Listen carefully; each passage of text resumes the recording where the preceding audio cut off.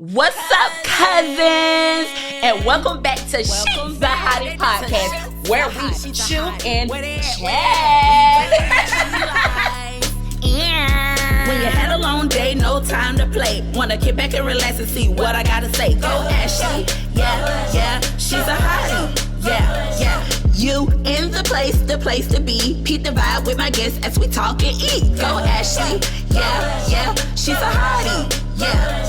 Now she's a hottie is the place where we voice our opinion and still feel safe. Ain't no fake tea, we push it right here. I'm just trying to be a millionaire. We gon' shoot, we gon' chat, we gon' learn. How about that? We gon' learn how to be wealthy, eating, cooking healthy with Ashley. Go. She's a hottie. You guys, I am so excited. I just can't contain my excitement. Today, we have the beautiful lawyer, entrepreneur, partner. Okay, she's on so many billboards here in Tallahassee, Florida, looking fabulous. She is an author, you guys, a mother and mentor, and I like to call my friend Dana Brooks, everybody. How can I ever, match that energy? It's just not going to happen. I'm going to try my best, but I'm going to enjoy all this. I know. Dana, just being yourself matches. It's going to match. It's going to flow. I mean, just being you, because I'm so excited today, you guys. I want to first let you all know that our food was sponsored by me, Cooking Healthy with Ashley. You guys, we got some crab cake, deviled eggs. The recipe will be in the description below. Don't forget to like, share, and subscribe. Y'all, go pause the video, go subscribe, then come back. Yes. But yeah, Dana, so before we do our thumbnail, I was thinking, because we got these glasses, we got some champagne here. And I think I just want us to go ahead and fill up our glasses before we do our thumbnail. That makes sense to me. Yeah. I like that. But y'all, so I got the champagne. You said fruit, but not sweet. Right, like fruit. But let me tell you, when I went to get this, let's see. Oh, it ain't. Oh, my God. Wait, what's happening? Oh, yeah. Okay. Luminous edition. Yes, it lights up. I was like, oh my God, this is going to be perfect for me and Dana's personality. Pink and fabulous. Yes. Okay, so we can go ahead and I'll go ahead and fill our glasses up. So how you doing today, Dana? I'm good. I had a real productive day. Let me save that. I know this food is good because you cater so much for us. You catered our Thanksgiving meals, and you catered my last big birthday party. Yes, so that was I've been so excited much fun. about this. Yeah. No, I've just kind of been getting ready for this. I've been talking about my book a little bit lately too with some other people, and I've got to give a presentation coming up. So I've just really kind of refreshed myself on it. So that get ready for it. Amazing. Dana, first of all, so you gifted me that book and signed it and everything. And I had that book for a couple of years now, and I have not read the book. Okay, I did not read the book. And so when you said that you would come do the podcast, I was like, let me read the book. You know what I mean? That only makes sense. So, all right. I'm going to pour you up first. And hopefully my hands are not shaking that bad because I was boxing yesterday. I think your cork broke. It did? Oh, Jesus. Oh, well. Because I know I didn't hear the pop. Oh, my God. Why would it do that? I don't know. Okay, you guys. So we're back. And we with had our a little luminous boo-boo. champagne. With the siren, the tea is silent. But let's do our thumbnail before we get into it. So I guess we can kind of hold our champagne glasses and smile. Cheese. And then one more. We can do one more. Okay. All right. Alrighty. So Dana, I would like for you to go ahead and try the crab cake deviled eggs. I would love to. And let me know what you think. I've been looking at that one. And I don't know if you want to eat with your hands or with a fork, but I just brought you a fork just in case, Try it with a fork. See if I can pull this. Oh my goodness, what's in this? What's underneath that? So you have the yolk mixed with sweet pickle relish. We have some honey mustard and mayo. And it's sprinkled with some smoked paprika. And I want you to just eat and drink and be comfortable and do your thing. Okay. Let me describe this egg. Okay. It's like if you had the best Southern deviled egg. And I do love that sweet relish. Oh, yeah? A lot of people don't like the sweet. My mother doesn't like it. She just likes plain relish, but I like the sweet. Really? Yeah, she's funny about it. With the most flavorful crab cake. Because here's my thing with crab cakes. Okay. They could be too bready. I don't like that. Oh, I hate that. Or they could be just no flavor. Just kind of like, meh. This one has flavor, and you're already eating it when the flavor kicks in. And I love it. Like, it finishes strong. Awesome, you guys.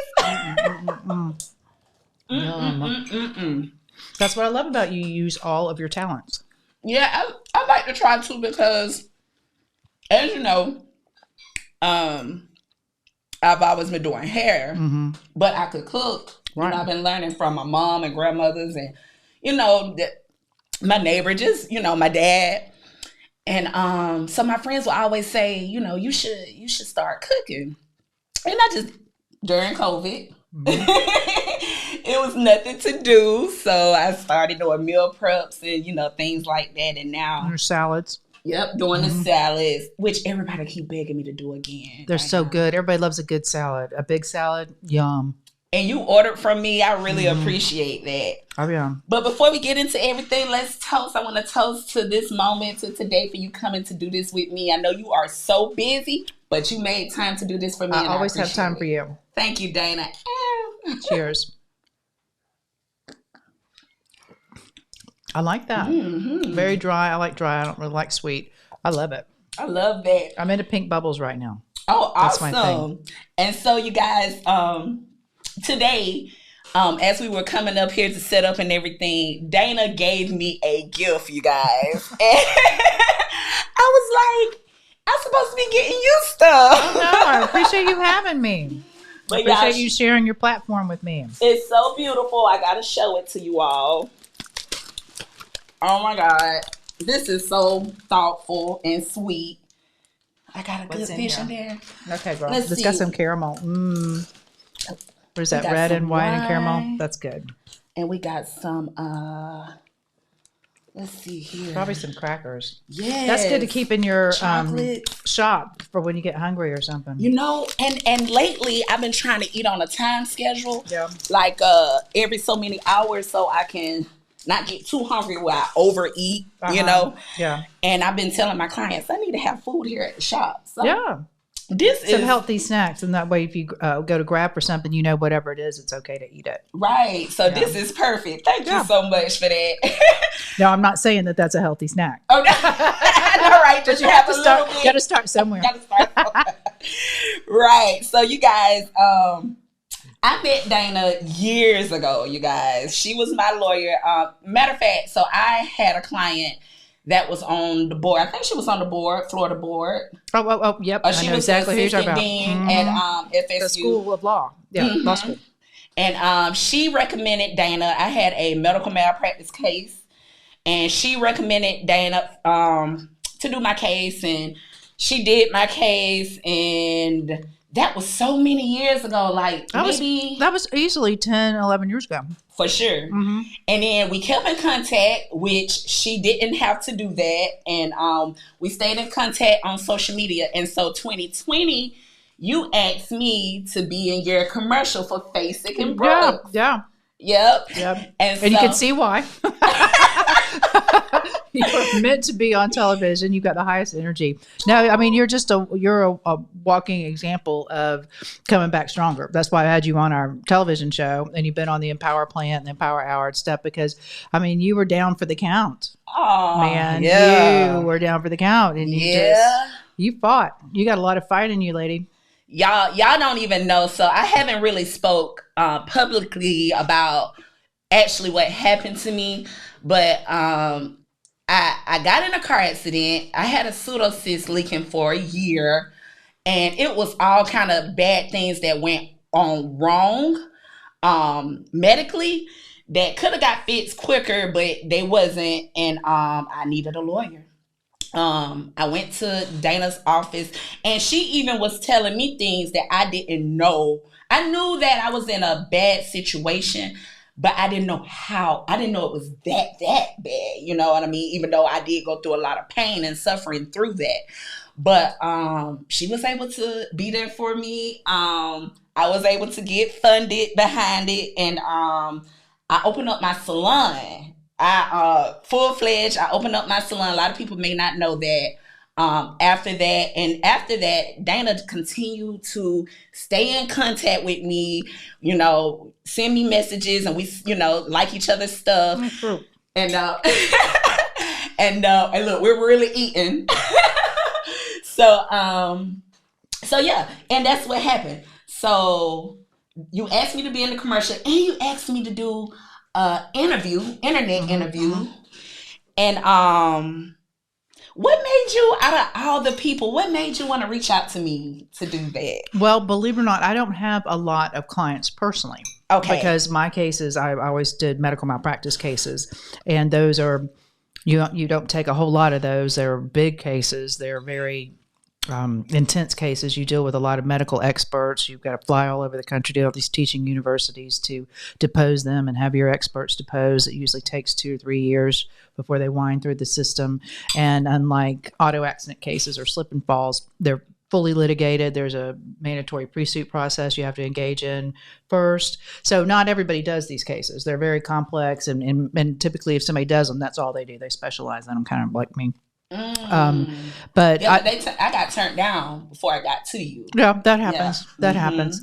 They're real risky. You have to finance these cases yourself, and you could have $150,000 of your own money invested in a case, just in the cost, not the attorney's fees, just in the checks you have to write to finance it. So you got to really believe in the case and have a firm belief that you're reasonably likely to, get a good outcome, because otherwise you're putting somebody through grueling litigation, which about. Sitting through a deposition is not fun. It's not fun. Somebody talking to you, asking you questions that make it sound like they think you're a liar, or they think you're just looking for easy money. It's demoralizing. It really is. Yeah. Oh my God, it really is. But why you? Let me answer your question. Why you? Because my cases are so big and they last so long, and I don't have that many of them. I get to know y'all really well. I get to know my clients real well. I mean, I'll go to their house, or I'll go to their shop, or we'll spend the day together. We do whatever, or we sit there and prepare for those depositions, and we go to mediations together. So I get to spend a lot of time with my clients. And so they stick out to me. And, I remember your story, and I was so proud of you, when you started your shop. I just love that, because I believe the true path to independence and a really fulfilling life is having control over it. And, when you own your own business, there's a lot of risk associated with it, but my goodness, it's gratifying. Oh my God. It's worth it all to me. And I know that so perfectly. Yeah. Yeah. So when you reached out to me, you was like, so I noticed, you're on your workout, and, you're doing, You inspired me. I got in with the trainer after watching all your videos during COVID stuff. I've been doing it religiously. Yeah. Wow. Well, I just started. I'm so on and off. It's like when I go in, I go in. Yes, you do. And then it's like I just fall off because maybe I done went out of town. It's like if I'm out of my routine. Yeah. It's so hard to get back on track. It is. So now I'm back on track, you guys. At least I'm trying to be. We're having a little crab cake, deviled eggs for now. It's okay. Protein, good fat. But Dana, how did you even get started with being a lawyer? Oh my goodness. Well, I worked for a law firm when I was in high school. I only have about 10 hours of high school. People don't know that about me. When I went to high school, I went through all the 9th grade, and then I had to take maybe 3 or 4 classes in 10th grade. And then I just had to take English every year, and I had to take 1 more year, I think, of science. So I had a full-time job at a law firm, and I went to work at 8:30 to 5:30 like everybody else. I had health insurance. I'm talking about in, junior and senior year of high school. Yeah. Yeah. I go to school at 7:20. I had to be on my mama health insurance. It's nuts. I get done at school, it'd be 7:20. maybe go to like 8 o'clock, and then I drove to work. Yeah, I actually couldn't drive the first time. My mother had to arrange for somebody to drive me there, and then I'd show up at work the same time everybody else would. I just had gone to first period before, and I'd work all day. And so I did that, doing the manual books for the law firm, like the deposits and the check writing and that sort of thing. I didn't do legal work. And then I would do loan closings. It's back when you had ledgers. It was before people had computers, if you could believe that. I'm going way back. But I did all that in high school, and then I got to, I was around all these lawyers and paralegals, and I just wanted to learn more. And I'd go up to them and say, hey, tell me how to do this. And one of the paralegals taught me how to do legal research. And then I said, well, maybe I'll go, become a paralegal. And I went to school. I got an AS after high school and became a paralegal. But I had all that experience, and I had, more important than that, I think I had all those contacts. I had a lot of important people who were serious people who could, vouch for me and my work. And I got all these other doors open from those people. Next job, I went to a CPA firm, but it was that law firm CPA. So that was just one, that's how I got into the CPA firm. And once I knew them, I got into some other things. So eventually I worked as a paralegal for years.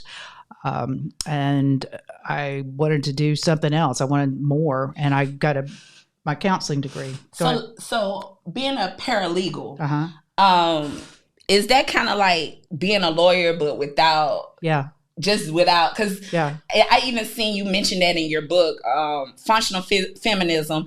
I seen where you mentioned like, being a paralegal is like doing all the work, but not without the title nor the pay. Right. Wow. Yeah. But now hold on a minute though, because first of all, you don't have to have an education, a formal education to be a paralegal. You can just be a paralegal. Somebody can just say you're a paralegal and that's it. It's not a regulated profession, although there are people who can take exams and become certified paralegals, that sort of thing. But unless you work for like big institutional clients, like big banks or major corporations, they don't really care about the credentials of your paralegal staff. They just want somebody to do the work. So most our firm has paralegals anywhere from people who just were self-trained to people who have, bachelor's and master's degrees. So it could be anything. And you can make a lot of money doing that. Really? Because, if you can do it, if you think about efficiency, it says, you should only be doing things at the highest best use. Like if there's someone who is,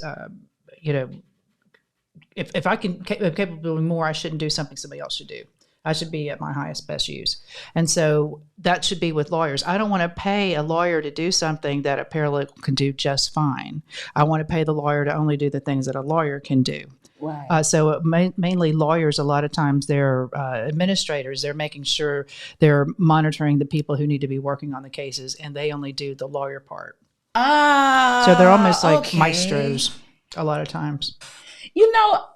Okay, that makes a lot of sense because I've been to your office like quite a few times from like car accidents and things of that nature mainly. But I may be recommended to which your partner Jimmy Fasick or somebody like that to do the accidental law, but then it'll be somebody else that's actually working the case. Yeah. Well, they do different things, like if you've got a property damage thing, like most people, believe it or not, they could be, in a wheelchair in traction about to go into surgery and they're almost. Hot, y'all. I'm sorry. I'm sorry. I know. I'm just trying to know. But so sorry. No matter how hurt they are, their main concern is that car. They really need that car fixed because so many of our clients, if they don't have that car, they can't get to work. They lose a job. Then they lose their house. They're on the street. It's just a whole sequela of bad events that happen at just, not having your car working. So, we got paralegals. Some of them deal with just that. We have people who just deal with the intake, getting all the calls, seeing if that's the kind of thing we can help them with, or do we need to send them somewhere else? Those are paralegals who do that. There could be paralegals who handle cases that never turn into litigation, meaning a lawsuit's filed and we have to, have it out in court. Right. Most cases resolve, until we pass tort reform in Florida, most cases resolve without a lawsuit, but that won't be that way as much anymore. And then you have litigation paralegals. Like in our world, the case I had with you, that's straight up litigation, and it's the most experienced and qualified of those people because they've got to understand not just the law, but also the medicine and be able to converse with medical experts. You can't sue a doctor.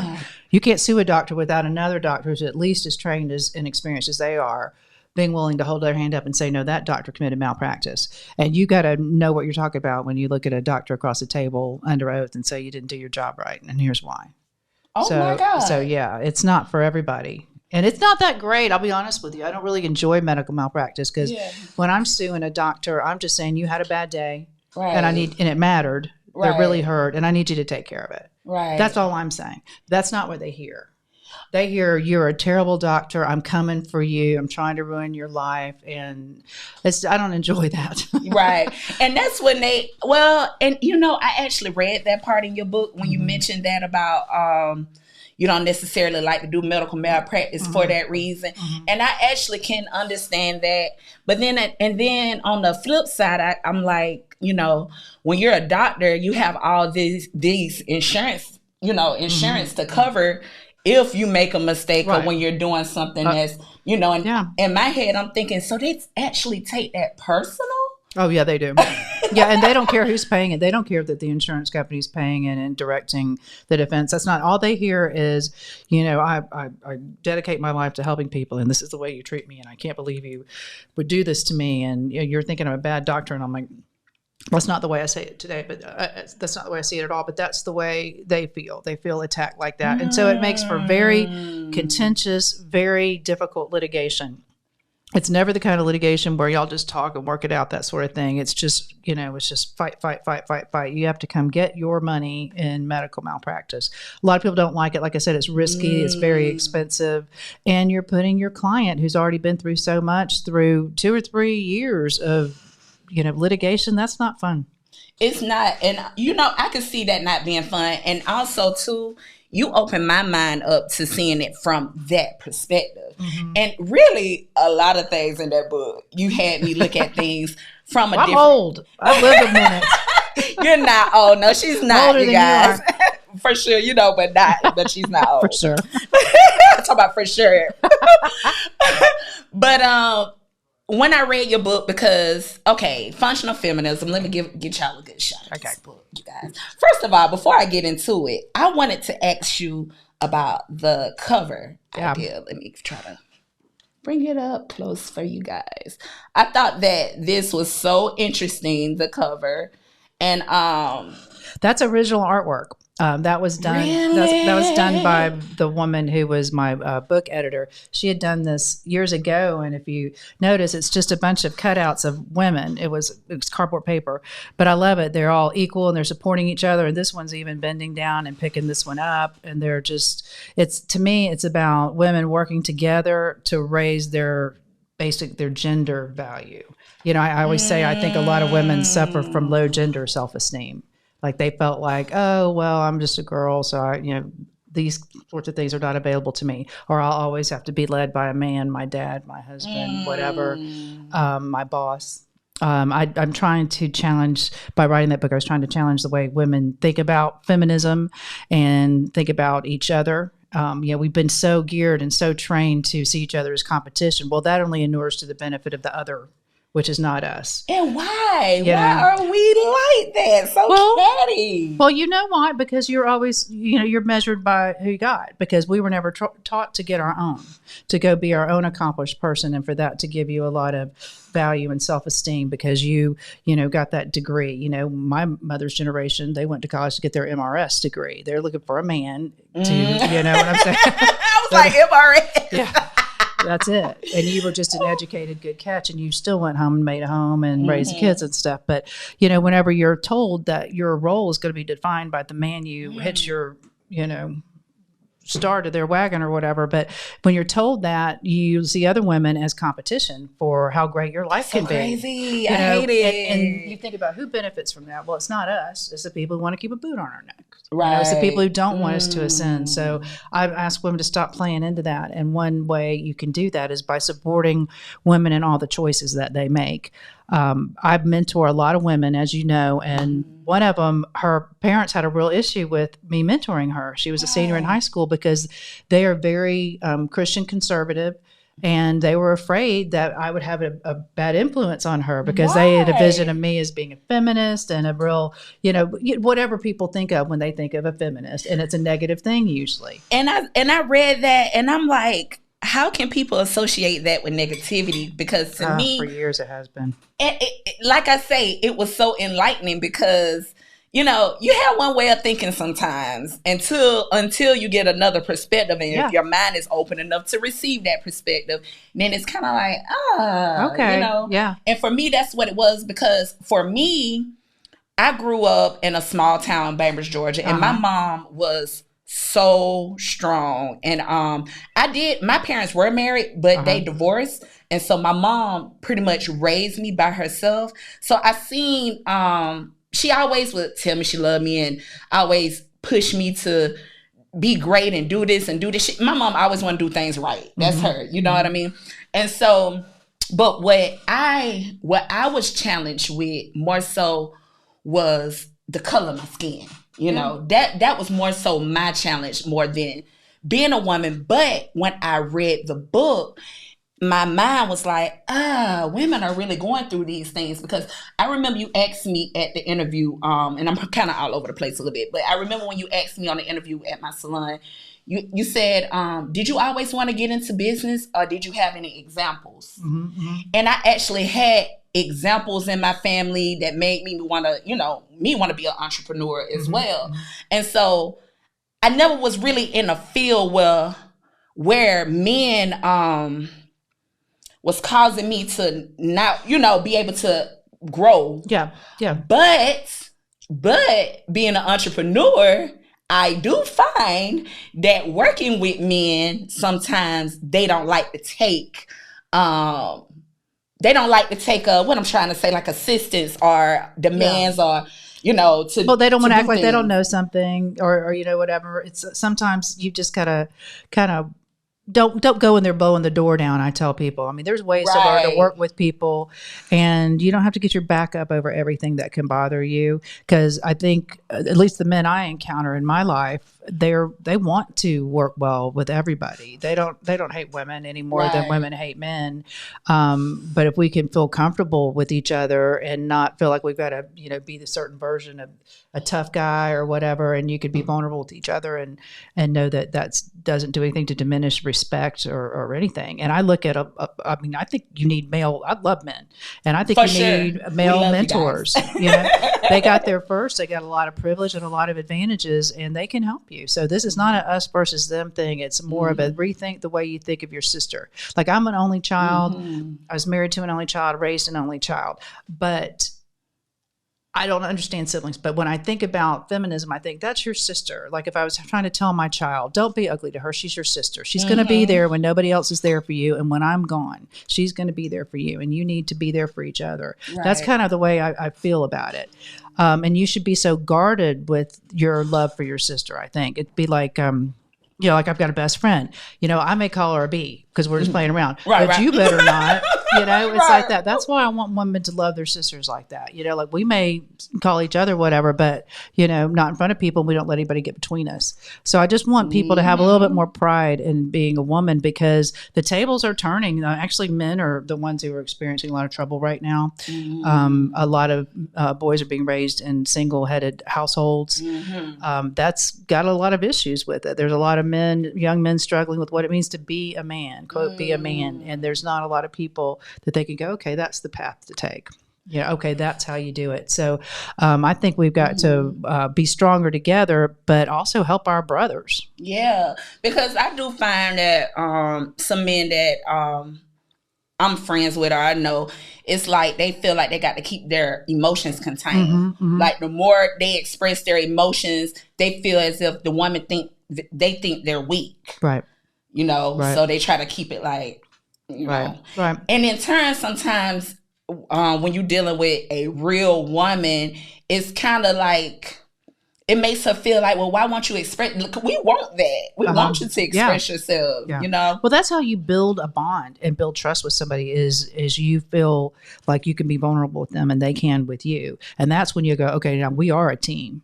Okay, we've got this. Nothing's going to, that's what I tell people when I used to be a counselor and I would do work with marriage and couples. Like if you're like this, nobody can get between you. And that you got to be able to feel vulnerable and exposed and loved and supported to get the best you're going to get out of a couple situation. That's what it builds. But if you're going around and everybody's posing and everybody's, I'm this way, or I've got this, I've got the work covered. Here's the paycheck. You got the house covered. That's fine. We go to church. We look good. We're in the community. We look good, but we're not intimate. We may, have sex, but we're not intimate with each other. We're not building. We don't have shared goals. We're not building something together here. And I think a lot of that comes from the posturing. A lot of the women like, I don't need you. I'm not putting up with this. Don't mistreat me. Comes across as, you're too independent. Nobody wants, you don't need anybody. You don't have, we need people. We're human beings. Humans need other humans. That's not a weakness. That's what makes us stronger. So there's nothing wrong with needing somebody. But when a woman is like that, what she's saying is, don't come in here ruining my life. I build up something here and I'm not going to lose it over, following my heart into something. That's really what they're saying. Right. So if men can really hear that instead of what we're putting on when we're acting all tough. Oh, we be acting so tough. See, we talk about them acting tough, but we do it too. We do. And I know I do it. But and it's almost like a protective mechanism. It is. Because, say, don't mess with me with your BS. Right. I'm not the girl with that. But you're putting off a message for the right person that's going, oh, she's been hurt or she's too burned or whatever. And she's going to be, I don't want to have to break down a big wall to get to know her. So we just got to watch our messages and just be okay with being a little vulnerable. I know that's right. So Dana, Gloria Allred. Uh-huh. You love her. I love her. Yeah. So you mentioned her Netflix special, Seeing Allred. Did you see that? I watched it. Yes, I did. I watched it after you said, I was like, oh, let me see what it's about. Let me see who she is. Yeah. I was like, this lady here is off the chain. And what I mean by that is she is so powerful. And I like how it opened up with a show from the 80s. Yeah. I'm like, she's been around. She's been around. She's been giving it to people a long time. You saw her assassin, Phil Donahue? No. Who was it?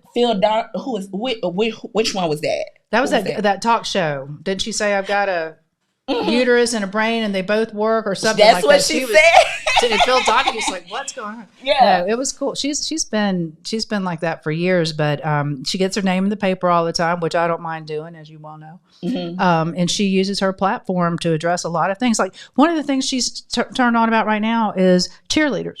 Really? Professional NFL cheerleaders. She represents the Dallas Cowboy cheerleaders because they are required to show up at all these events, promote the team, do everything that these football players are, and they work for less than minimum wage. When you look at how many hours they are required to work, they have to buy their uniforms, they have to do all this kind of stuff, they have to train, they have to do all these things for how that job.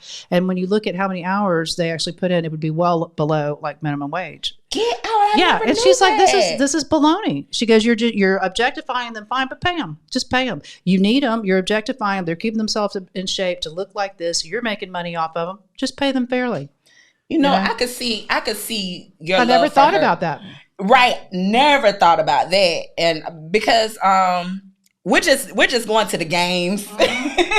You know what you're watching. You just like, oh, we like the cheerleaders, we like the dancers. You're just thinking.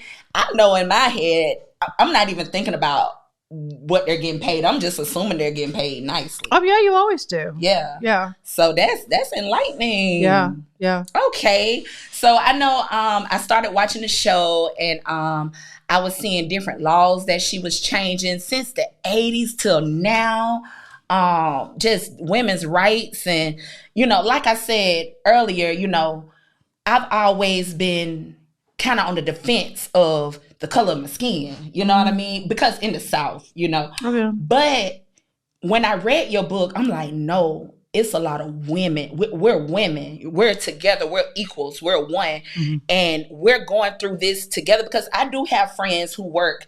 I never really worked I never worked for the city or no 9 to 5 for real, and they do go through things where men are getting paid more than them. Yeah. And, they tell me things like that at the salon and I'm like, really? Well, this is something that happens. Let me share this with you because now I'm pretty much marketing and managing this law firm, and I spend my time going to mastermind groups and trying to level up our firm and grow it and scale it. And I'm an employer. I've got over 50 employees now, so that's like next level of a lot of rules and laws and stuff like that. Okay. So I look at it every now and then, and I just go, okay, where are my salaries? You know, are my women making less than my men? Are my African American employees making less than their white counterparts and stuff? And I will find that over and over again that is true. And I'll tell you why, because when you're hiring somebody, you're just negotiating with them under current conditions. Okay. And sometimes the market's in my favor, sometimes it's in the worker's favor. So I may hire somebody in 1 year that has less experience than somebody else, and I may pay them more because that's what I had to pay to get them. That's what the market was at the time. I had a lawyer I needed I had a big caseload. I had to pay top dollar for that paralegal or whatever. Okay. So that's capitalism. That's how it goes. I'm not supposed to treat everybody the same. Everybody's not the same. I'm not the government, you know, but when I look at it over time, I will see that my women and my African American people will traditionally come in lower because you're only going to pay what you have to pay to get them. So they're devaluing themselves. So when they come in there and I know I should be paying 75, but they come in at 68, I'm not going to force them to take more money. I'm going to pay them 68. You know? But after a while, I look at it, I go, wait, here's the trend here. You know, so I'm trying to work on people and say, you know, do some research before you go on a job interview. Don't just tell them what you're making now. Don't just tell them what you hope to make. See what you could make. See what the competition is and ask for more than you want. You might get it. But, you know, maybe they feel like they're in a circumstance where they have to take that lower amount. You know, sometimes here's the thing. You may be. But if you ask for more, all they can do is say no. If they wanted you at all, they're still going to negotiate. So if you want 80, ask for 80. You might get 78. You were at 68, so that's quite an improvement. But if you just said, I need, you know, what I need, you're not. I just want women to realize they got more power than they think they have. You know, if someone's trying to offer you a job, they need you. They already need you. They're not just going, well, we probably could use somebody. That's how people think. But I don't really need them. No, nobody's going to pay for an employee they don't think is going to make them money or bring them benefit because they're taking the money out of their own pocket to do it. No one's doing that haphazardly. So if they're willing to offer you a position, they need you. Leverage that. You know, this is good information because I'm telling you, women in my chair, I have heard women say, you know, they're offering this, but I really want to ask for this, but I don't want to put myself in a position where they don't choose me because I'm asking for too much. I have never. Now I've been, like I said, I've been working in law firms. I'm 55. I've been working in law firms since I was 15. So that's 40 years. I've never seen anybody offer to hire somebody and say, I'm going to offer her, if I can get her at 50, I'll take her, but I really want her, but she wants 65.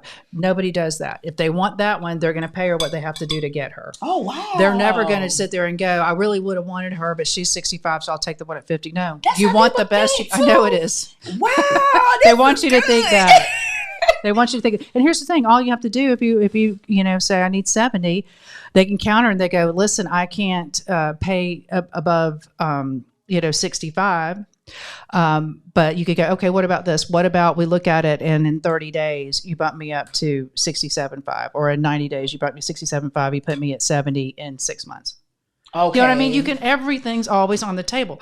If someone doesn't give you what you want, you don't go, no, you get creative. You go, well, what if we do this? What if I, maybe I'm going to make 50 widgets is what you want me to do. If I get you 60, can I get this much money? Will you bonus me if I make 60 widgets? Okay. You know what I'm saying? Always find the way to make, and this is what you do. You make yourself invaluable. You make it to where if you left, it would hurt them.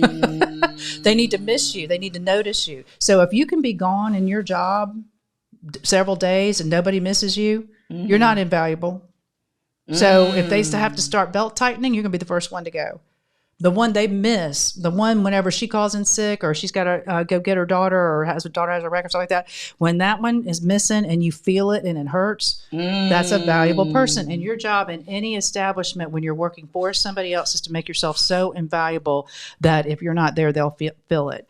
That's how you learn the most. That's how you elevate the fastest. And if you want to compete with those people who are now your employers, you better understand everything you can about how they do that job. Okay. And then you need to see their mistakes and understand when you compete, you're going to do them better. You're going to learn from their mistakes and you're going to not make them. Now that's thinking like a boss. You have to think like a boss. So we just, as women, we need to go in thinking like a boss. Yes, you do. So that's good. Begin with the end in sight and reverse engineer it. Like, I want to be the owner of this company. This is my chancing the door.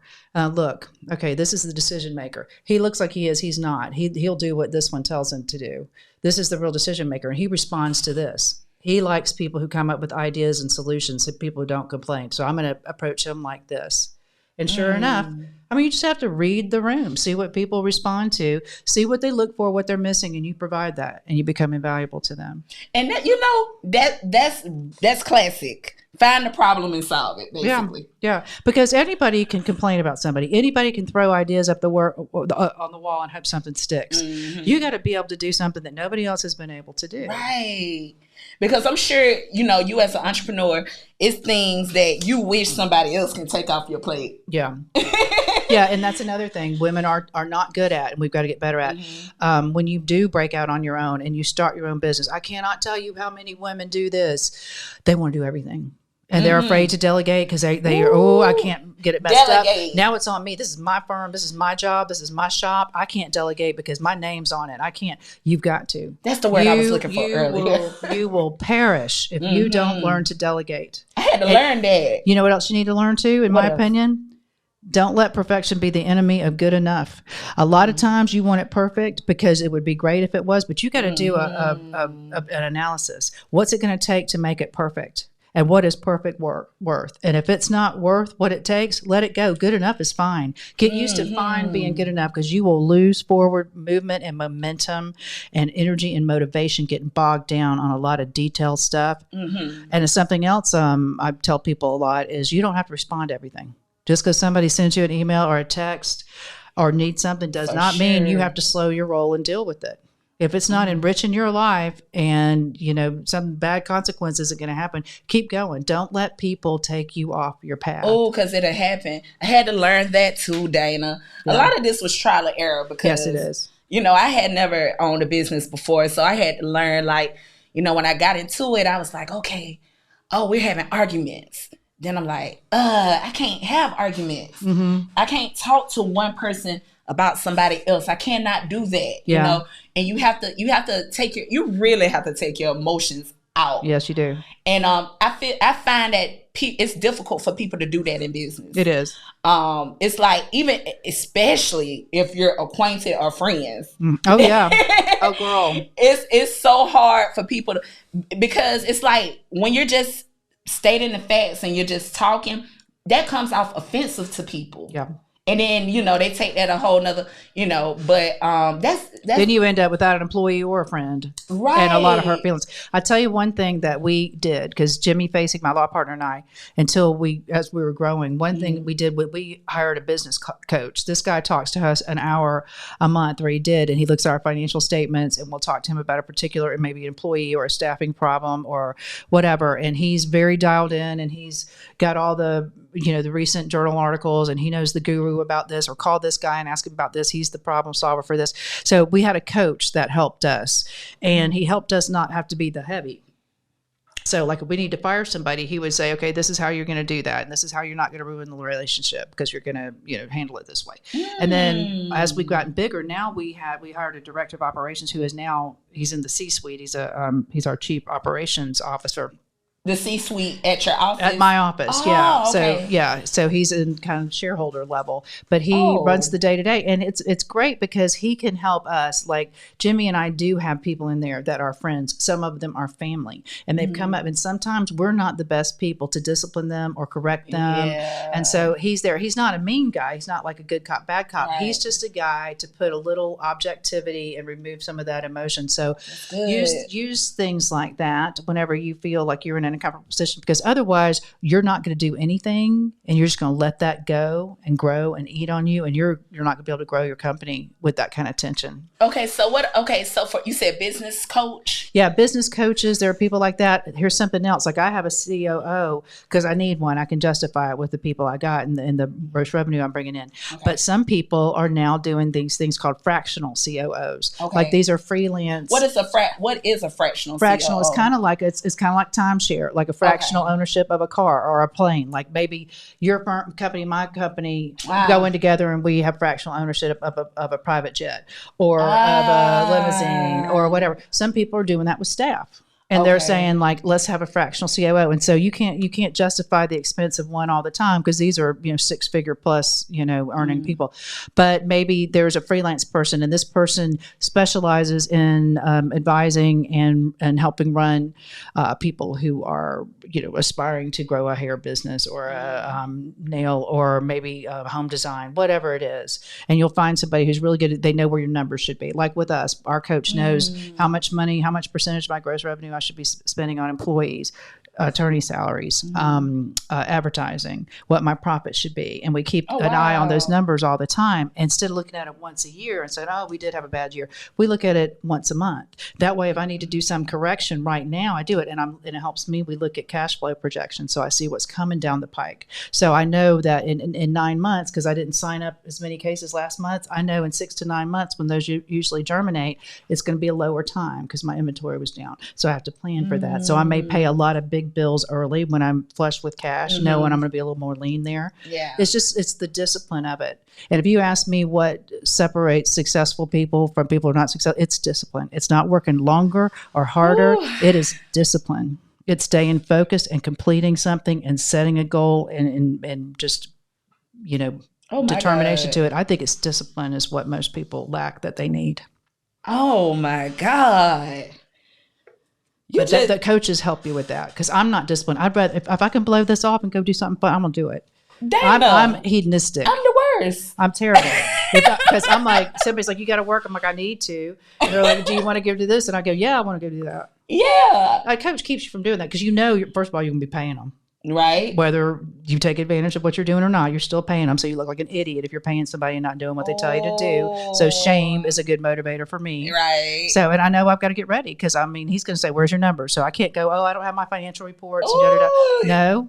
Yeah. He's a professional. Don't waste his time. He makes you accountable. He does. Yeah. But okay. So, how does a small business get into trying to find a business coach? Well, we have a business incubator here, Domi Station, and there's some more. There's a hub station that's a shared office space, but that's a hot thing right now, like fractional use of coaches or fractional COOs. It could be anything. It could be, Women Wednesdays. You go down and talk to all the people that are available, mentors and stuff. So I just find them through that, and then you develop your own relationship with it. If you find one that really works well, you go and say, okay, this is what I could afford, or this is what I could budget for this. And they go, okay, well, we'll meet bi-weekly the first 6 months, and then we'll go to once a month after that. They can just help you tailor it.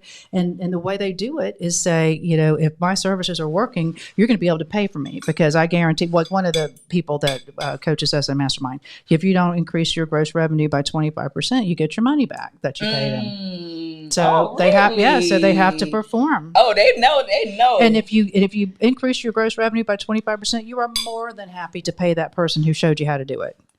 So it's just a win-win. And these people know how to make you successful because that's how they sell themselves. Mm-hmm. If you fail, then it looks like they're a bad coach. So they're as invested in it as you are. That's how they make their living. So there's just all these innovative things now. And I see so many women taking advantage of them. I'm just excited about all the new women-owned businesses I see. And some of them are, could be side gigs. Some of them are a job. But what I love is it gives women the autonomy and the agency and the money and the freedom to be a mom. Mm-hmm. You don't have to pick the career or the mom. I want to be a mom. I do want to be here to care for my mother as she's aging. These are the last years I have with her. I want to be able to see her when she's awake during the day because I like to stay up at night. I'll work on my business at night. You have the freedom to do it whenever you are organized and disciplined and you're getting some advice of people who've done it before you. It just opens up your life to freedoms, I think.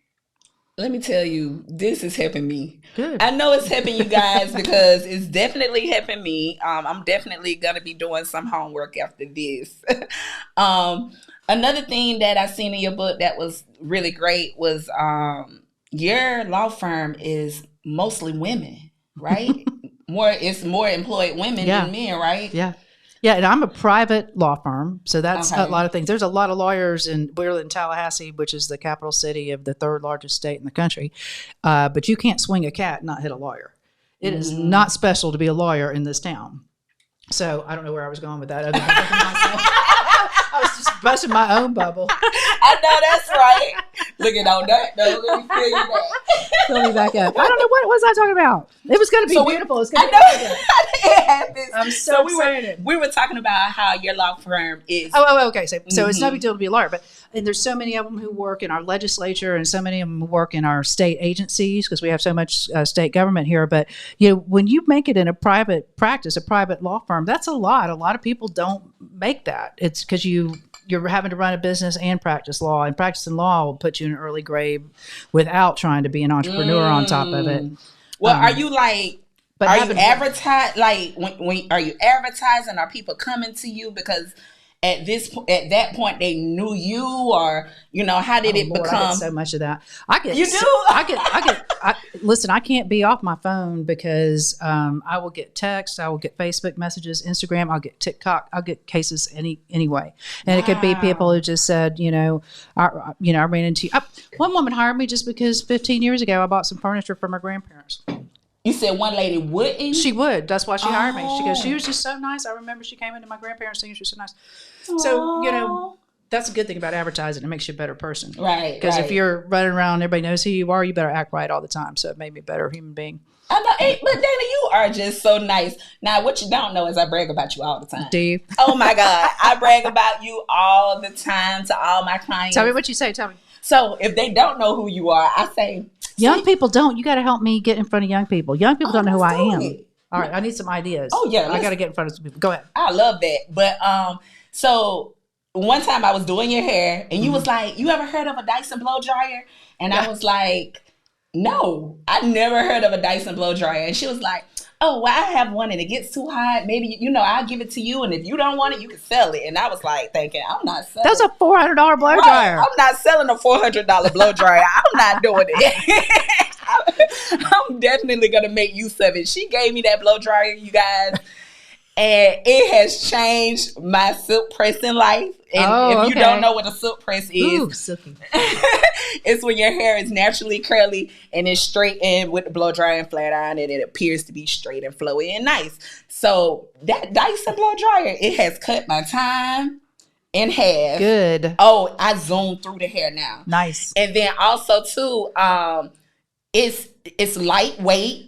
And it's so hot, like I can get through it really fast, but it doesn't damage the hair. Okay. Because when I did it, it wadded mine up like Brillo pads. I said, this is not for me. I'm going to have to cut this out if I keep messing with this thing. This is for professionals. I was just going to say, it's probably more for professional use. Mm-hmm. But in the attachments to it, they don't melt like some. And I thought I had a pretty good blow dryer.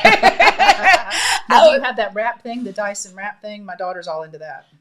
Is it the diffuser? No, it's some kind of curler. Oh, like a wand curl? I think. So I did see that online. The only reason why I didn't order it is because the temperature didn't go up to 450. I like my temperatures to go up to at least 450 degrees. But it was like 410. And I was like, I don't know if that's going to do good. But she loves it. She likes it. But her hair's kind of coarse. She can keep a curl.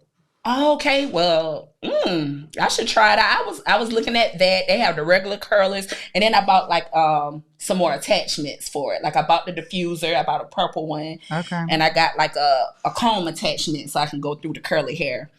But yeah, so when my clients come and sit in my chair, I say, so, Dana Brooks. And some people say yeah. And some people like no. And then I say, well, she's a lawyer. She's a lawyer here in Tallahassee. You ever heard of Facek and Brooke? And then sometimes people say, yeah. And then sometimes they may not know. And I'll say, she's on billboards, Facek, Brooke. And then they'll say, oh, yeah. Like most of the time, at the end of the day, they're going to be like, oh, yeah. Yeah, good. And good. I'm gonna, you okay back there, Mikey? Oh, God. He's choking, you guys. Mikey, let the people know you're okay. We're not picking on him. Yeah, we're not. Yes. Please. Oh, the pollen is horrible. Oh my God, it's horrible. It's horrible. But yeah, so I talk about you all the time. And you don't even know it. That's why I'm so excited that you're here, because for me, I know that you're so busy. I know you have a lot going on. And that actually, if I could tell you something, that is another thing that I learned about highly effective or successful people. They do not have a full calendar. They keep their calendar clear because they only put things on there that can be done by them. So if somebody else needs to do it, that's how you know you're delegating the right way and you've got enough people, because your calendar should be clear enough for you to take on things that you care about. And another lesson I learned is when someone asks you to do something, if you looked at your calendar and you saw it was on your schedule for the next day, if you wouldn't do it, then don't say yes to it today. Like if you woke up today and said, if I saw tomorrow, I got to be on Ashley's podcast. Now I'm like, oh, that's going to be fun. That's fun. I don't have to study. I don't have to do anything. Just go up there and show up. It's going to be fun. I like her. And so I say yes. But if it's some, thing, and I'm like, well, I'll get ready. It's far enough away. I'll have time. That's something I should say no to. That's not going to be gratifying for me. It's going to ruin the days ahead of it. I'm going to be bummed out because I should be working on it, and I'm not. And I'm not having fun this weekend because and I'm like, stop doing that to yourself. What are you doing? I mean, we say yes, especially women. We say yes to so much stuff that is not enriching our lives. It's not. I had to learn how to say no. One of my best friends taught me that. You have to. Yeah, I would definitely say no. Also, I definitely find that people, when they hear about me and they want to get their hair done by me, they'll text and say, hey, can I get an appointment? Or what days do you have open? Or people who already know I have a website will do the same thing. And I will always say, go to the website. Because I got the website. To avoid what you're asking me to do right now, which is be interrupted to try to schedule something, and you're putting me behind my schedule all day. Yeah. Right. So I had to get to a point where now what I do is I get random calls and I'll say, please text me so I can see it in writing. Me too. And I remember. And I'll be able to get back to you, because late at night is the times where I can really go through things and look and see what people actually need or want. Then I added consultation to get a consultation appointment too. So now instead of having to call me and we're talking, because people call you randomly and they don't realize that you may be doing something else, or even at your own leisure, your personal time.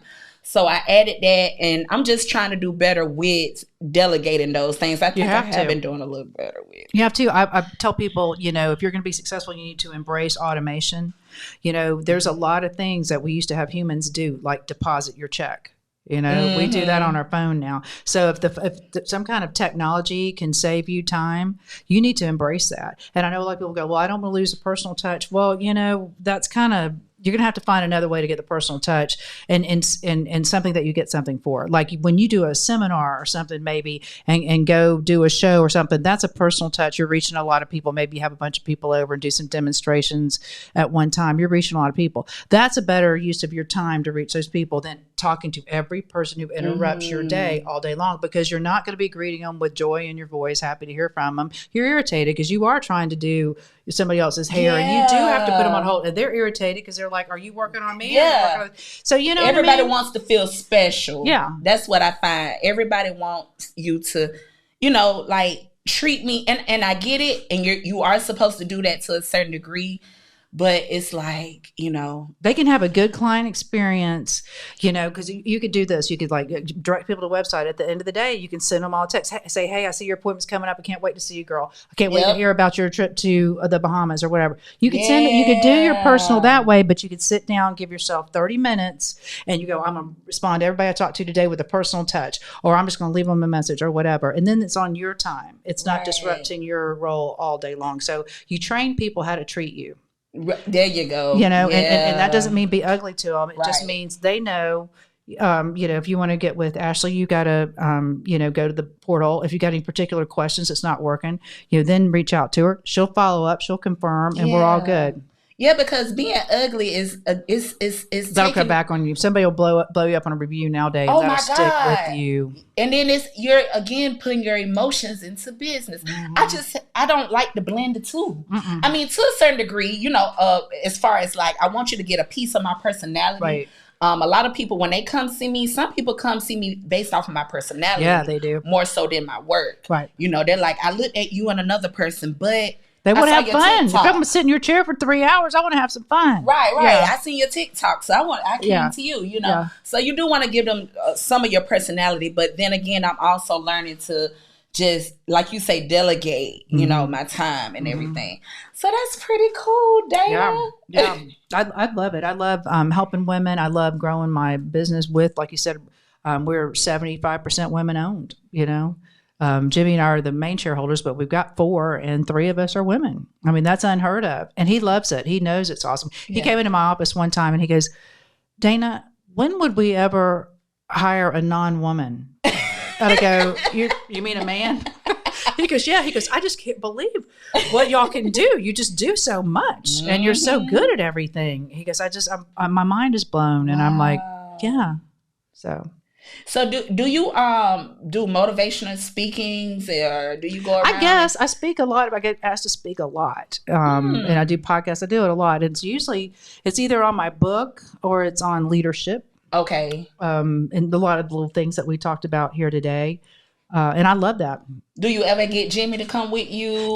Jimmy and I haven't done, I'm trying to think when the last time we've done one together. We would be great together. But he wrote a book also. Jimmy dealt drugs in law school, got busted. Out of here. Finished law school, had to go to jail, got out, worked 5 years as a paralegal while he was waiting to get his rights restored. And thank God at that time we had Governor Charlie Crist, and he was the last governor who would actually give people a real second chance. Wow. And he restored Jimmy's rights, and Jimmy sat for the bar exam, I think 7 years after graduating law school, nailed it, became a lawyer, and he was a partner, I think, within 5 years. Get out. And then I came into the firm about a year and a half after him, and he and I eventually bought out the shares of the two, older partners. Right, from the previous, yeah. And then we just decided to grow the firm, and that's what we did. But I speak about my journey kind of because I was raised by a single mom, just had, nothing, didn't know anybody, not born into anything, and had to just scratch for everything. And then Jimmy, he tells his story about having been to jail and coming back and what he had to do and how he had to focus. And he goes and speaks to people in prison or people who are coming out and transitioning. He talks to people, churches all over the place. Oh, wow. We both do that a lot. We love that. How do you get into that?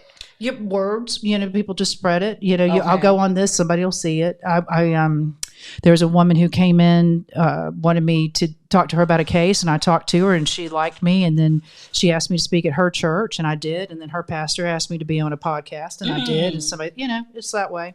All right, so word of mouth. Yeah, pretty much. Awesome. So, are you okay, Mikey? Awesome. Oh, he got him some tea. No, I had when you get that thing in your throat, take away your throat, and then it won't stop. I'm sorry, so hard. I was fine. I have water too if you need a water. You okay? I just had some water and then I got this. Okay. You guys, Mikey is good. Oh Mikey's my God. We were worried for a second.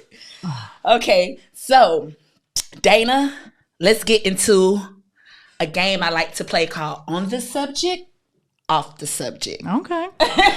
This sounds good. Okay, so Dana, if you had one wish, what would it be? Anything.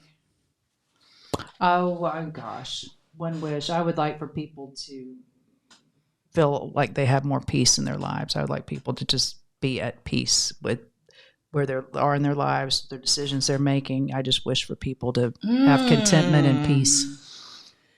I wonder what a world with just peace would be like, though. And you wouldn't get anything done. It'd get boring. You need conflict to grow. But no, when I say that, I don't mean no conflict. I mean like just people finding peace. I feel like that's what people struggle with. They just don't feel rested. They wonder if they're doing enough. Am I a good enough mom? Am I good enough, daughter, parent, employer, employee? And I just wish people just kind of felt like it's all good. This is enough. I have peace. I want to strive. I want to get better, do better, but I have peace with my decisions and where I am. That's wow. So you guys, we are recording during Women's Month. This will come out. It's coming out in April, but it's Women's Month right now, so it's still the spirit of the Women's Month. And my guest previous, I think she said the same thing. if she had one wish, it would be peace. I want to say that's what she said. Yeah. Wow. That's what causes so much anxiety. You know, people are they're just worried. They're anxious. You ever notice that? And COVID didn't help with that. Oh my God. I've got a lot of millennials and Gen Zs who work with me, and they're so anxious. They're just worried about things. I wasn't worried about when I was their age. I was reckless. I was getting in cars with strangers just to see if that was going to be a fun party to go to. Yeah. And it all worked out. Right. I think social media. They're not having any fun. They're not. It's like the music is depressing. It's like their music is just like sad. It's like Sylvia Plath put to music beats. I mean, this is saddest. I'm like, what has happened to you in your short life that you're this miserable already? Yeah.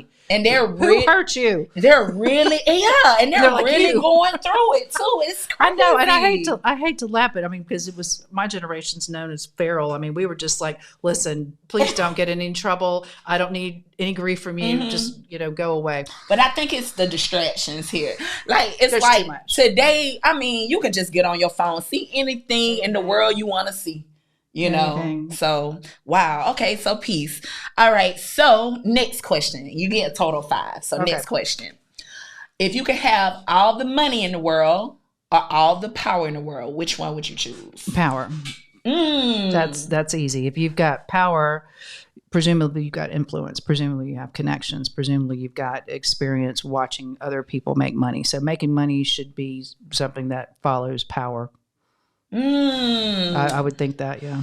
Okay. So, all right. If it's important to you, and money's not that important to everybody, but you can't do a lot without it, so you need it.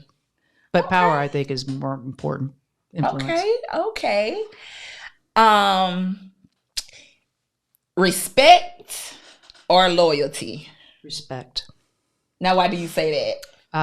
And I don't conflate respect and fear. I don't want to be feared. I don't like that. Respect, genuine respect. I think that is important because you can have loyalty, and loyalty isn't always valuable. You can have sycophants around you. You can have an entourage of people just blow smoke up your rear end and tell you how awesome you are because they're making their living off of you. And the bigger your life gets, you have to watch that. It's a very real thing. People always think about celebrities and they think, oh, I'm not feeling sorry for you. You got all the money in the world or whatever. Think about how they spend their time. You have to have people around you. You have to have friends, and most people work during the day. So if somebody's going to hang out with you all day, you got to buy your friends. They become your employees, and then you wonder, are these really my friends? So that's why people like that are as sad and as lonely and isolated as they are, because they don't know if they're real friends or they're real friends or they're just being paid. So to me, loyalty, that's not always great. That can turn into It could turn into unhealthy attachments. It can. So I would definitely much rather have somebody's respect. Okay, I totally agree with you on that. Okay, so is there anybody in the world that you want to work with? Like whether it's motivational speaking or something dealing with law or anything like it is. Anybody in the world that you would like to meet or work with? There's a lot of people I'd like to meet, to work with. Well, you can name more than one if you want. Yeah, I mean, I'd love to meet Hillary Clinton just to see how she doesn't just absolutely snap. I think of the way that woman was treated, and I'm like, how has she not gone off on somebody? I would just lose it. But I'm like, okay, she's just ice cold, Of course, she's, there's so many things that go along with her, but I just look at her and I go, girl, I don't know how you do it. How you do it? People just beat up on you so bad. Let's see it. I would love to.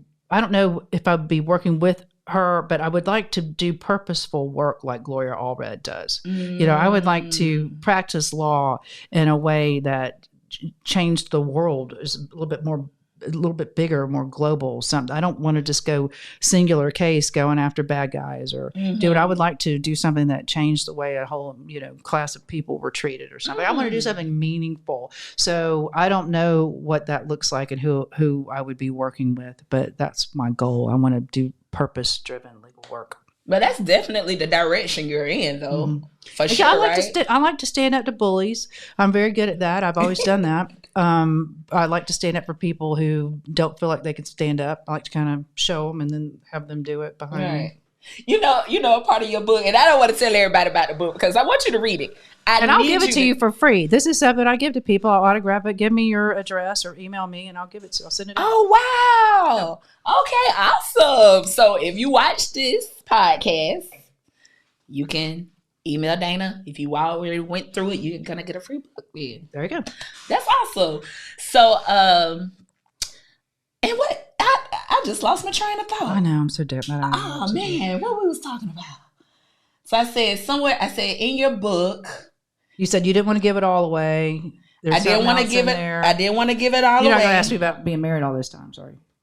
Oh, that's not even the direction I was going to go in.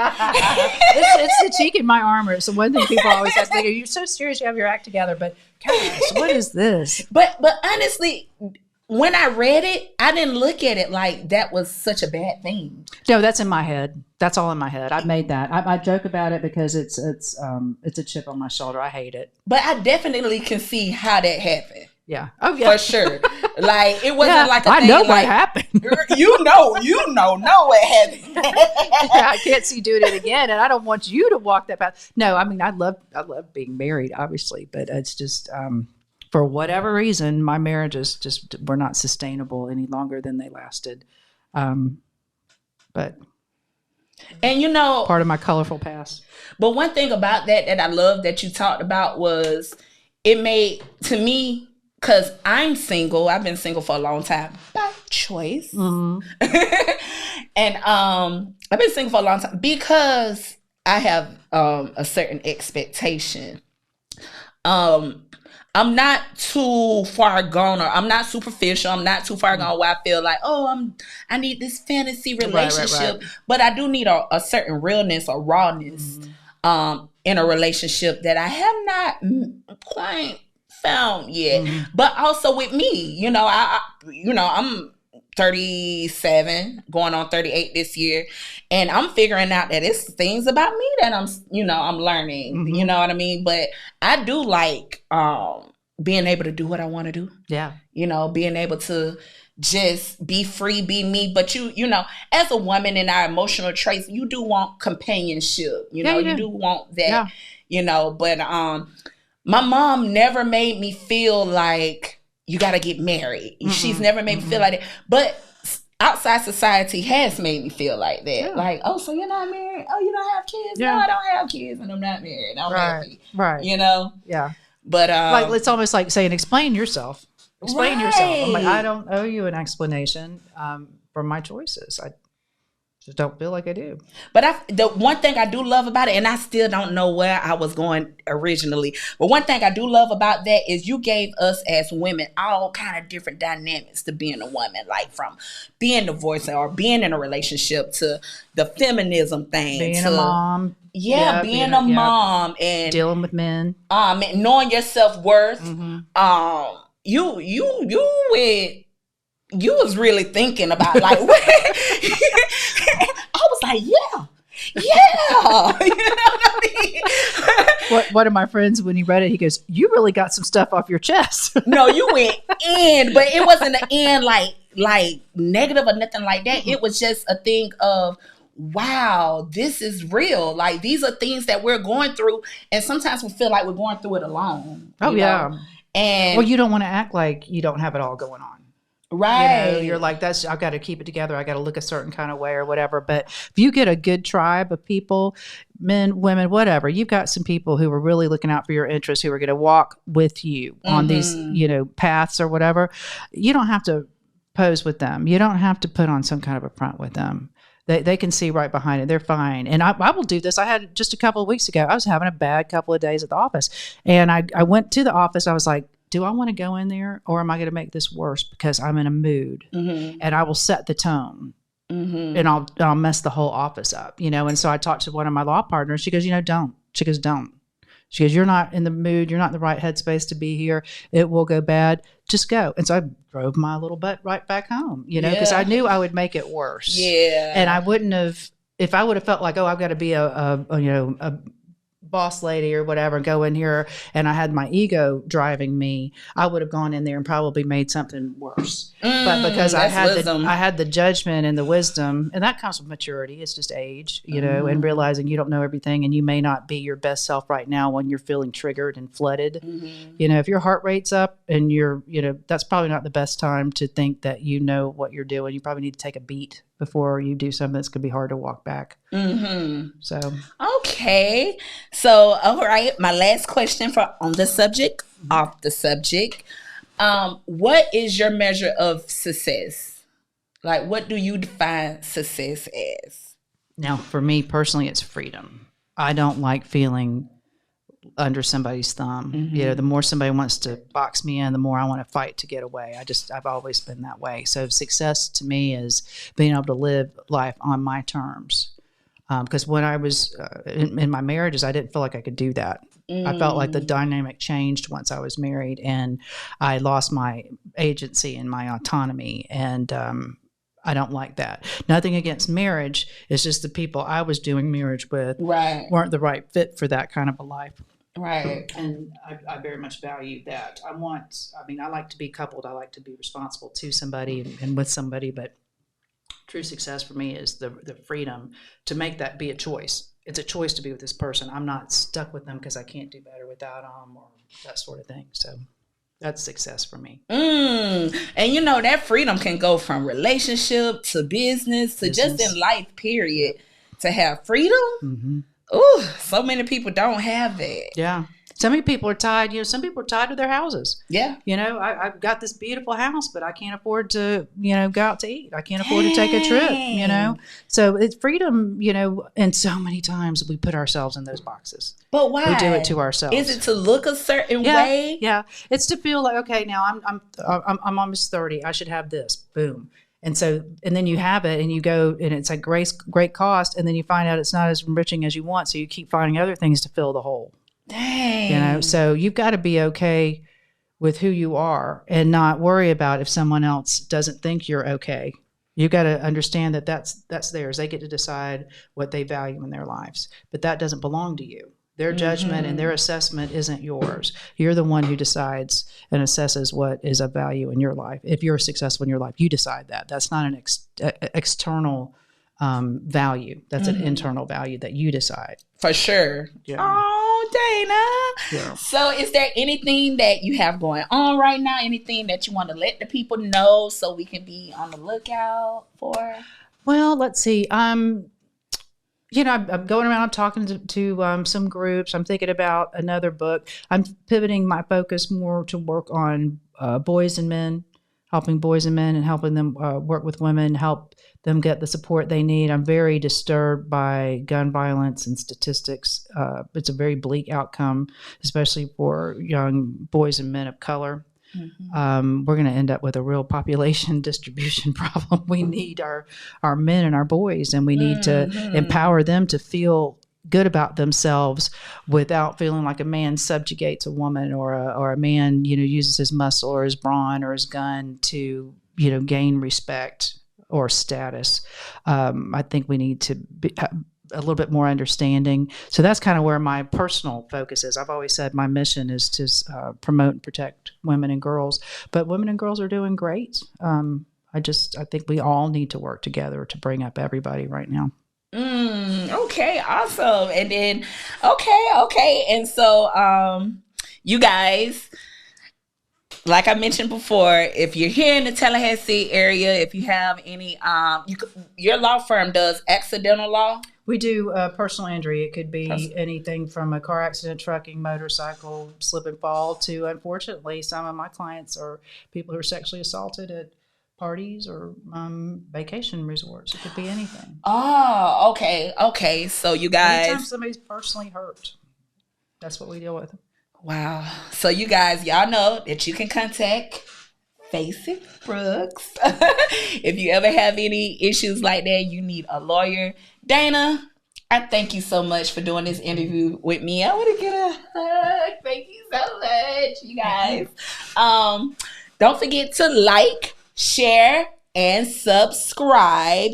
All of her information will be in the description below. And until next time, cousins. Bye. Cousin, welcome back. What they do? To She's a Hottie. She's a Hottie. Where they at? Where they at? We actually live. Yeah. When you had a long day, no time to play. Wanna get back and relax and see what I gotta say. Go Ashley. Yeah, yeah.